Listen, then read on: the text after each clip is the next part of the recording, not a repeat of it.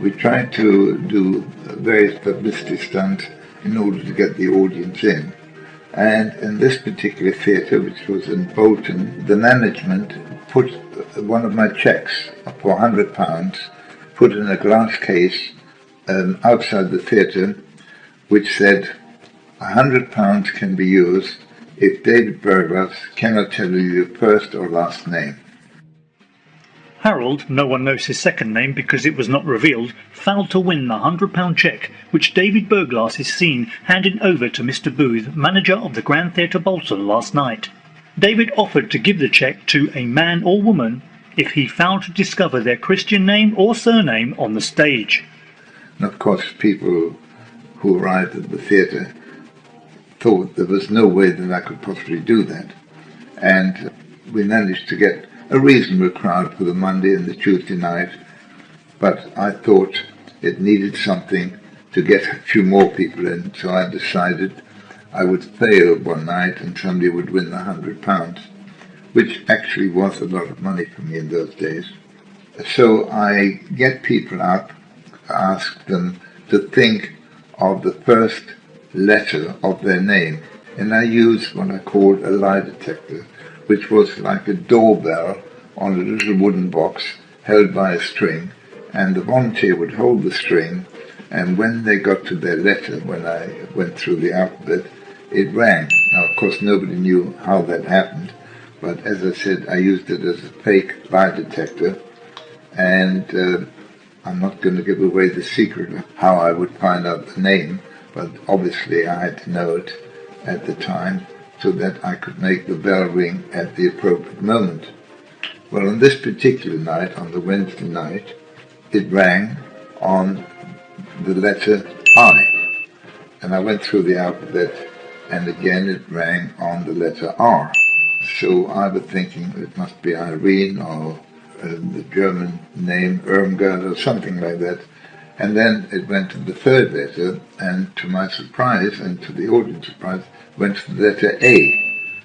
Now I said aloud to the audience, now normally IRA would stand for the Irish Republican Army, but we're looking for a name.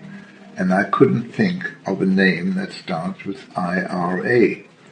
I looked at the audience, and they seemed nonplussed as well. So I said finally to the lady, well, you've beaten me because I can't think of a name that is spelled IRA, so you've won. The audience applauded.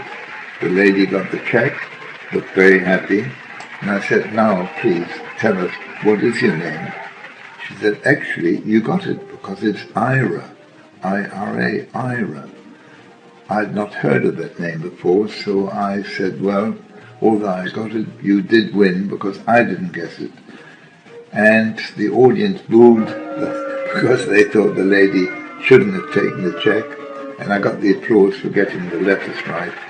The whole point of the story was that we got a lot of newspaper publicity about it, and for the following 3 nights, Thursday, Friday and Saturday, we'd do 2 shows each night, of course, we were packed out because people had heard there was a chance to win £100.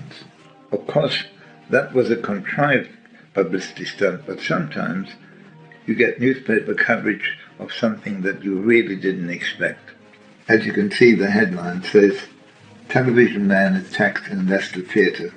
Well, at that time, there was a spate of people being attacked, public television personalities were being attacked. There was a very good-looking television announcer called Donald Gray. He was a very efficient television presenter and very good-looking, and he had quite a few people attacking me because they thought he was diverting the attention of their wives because they were more interested in this good-looking man than they were in their husbands, perhaps.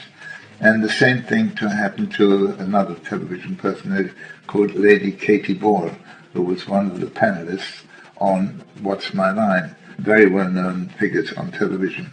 And then it happened to me. I arrived back from doing my act on stage, and there was a man in my dressing room who'd gone through all my papers and everything was upside down, and I challenged him to say what he was doing there, and he punched me in the face.